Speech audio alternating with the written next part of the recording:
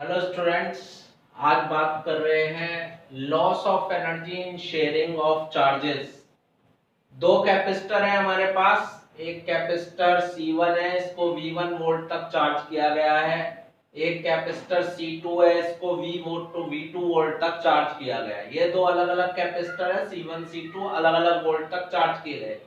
तो इनकी अगर एनर्जी का सम निकाले तो इसमें energy half C1 V1 square, इसमें energy half C2 V2 square. तो total energy initial half C1 V1 square plus half C2 V2 square. अब इन दोनों को पैरेलल में जोड़ दिया एक साथ।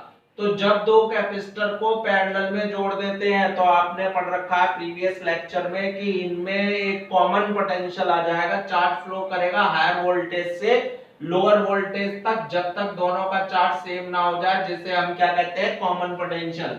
और कॉमन पोटेंशियल का फॉर्मूला हम ड्राइव कर चुके हैं, C1V1 plus C2V2 upon C1 plus C2। ये हम ड्राइव कर चुके हैं पिछले लेक्चर में।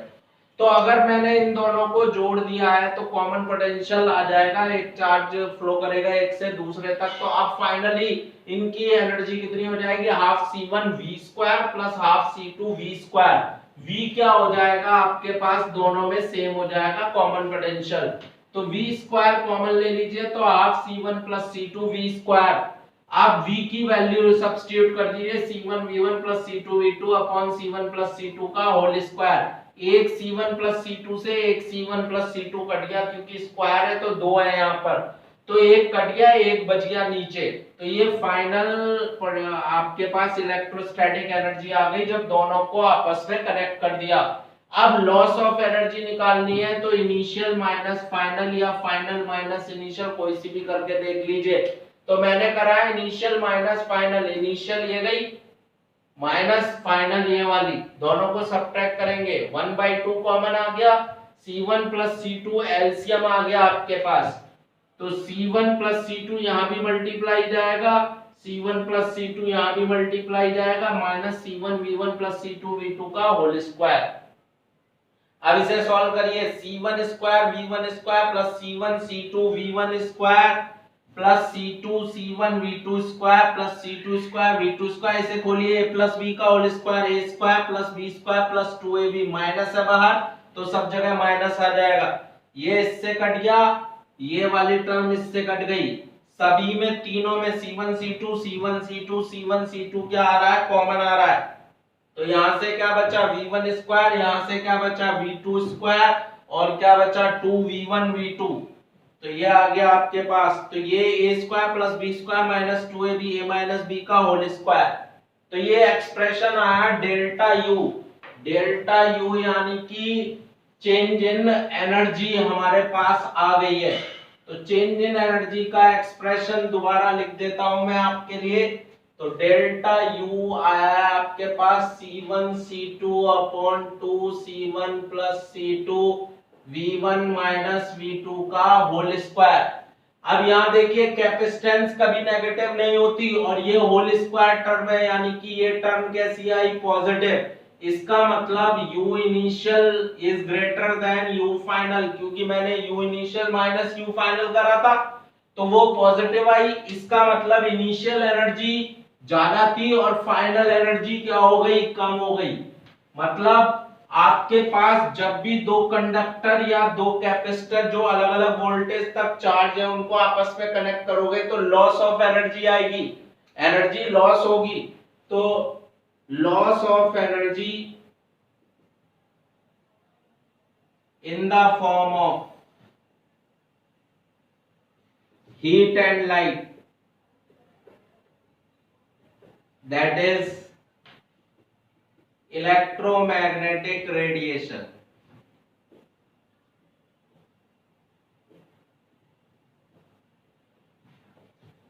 तो जब भी दो कैपेसिटर को आप जोड़ेंगे, अलग अलग वोल्ट तक चार्ज किए गए हैं, और उनको आपस में कनेक्ट करेंगे तो एनर्जी का लॉस होगा। और जो एनर्जी का लॉस होगा वो इलेक्ट्रोमैग्नेटिक रेडिएशन की फॉर्म में होगा, यानी heat and light, that is sparking.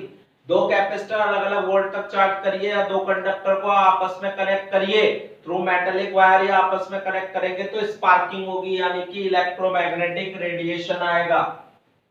अब इसका न्यूमेरिकल करके देखते हैं और देखते हैं डायरेक्ट फॉर्मूला यूज करिएगा। तो क्वेश्चन है कि आपके पास एक कैपेसिटर है और ये कैपेसिटर है आपके पास 600 पिकोफैरेड का, 200 वोल्ट तक चार्ज किया है V1,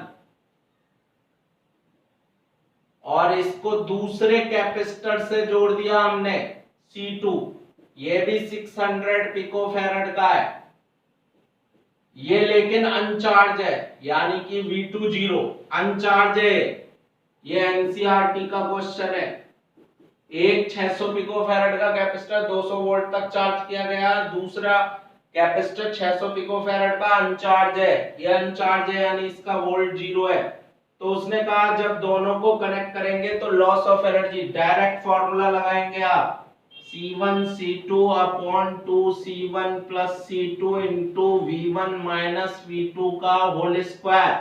C1 कितनी है आपके पास 600, पिको का मतलब 10 माइनस 12, C2 भी कितनी है 600, 10 minus 12, 2 C1 plus C2 600 plus 600, 10 minus 12 common आ जाएगा। V1 कितना है 200, V2 कितना है 0 का होल स्क्वायर। सॉल्व करिए, ये हो गया 600 into 600 into 10 is to the power minus 24 to 1200 into 10 minus 12 upon into 200 into 200। तो यहां से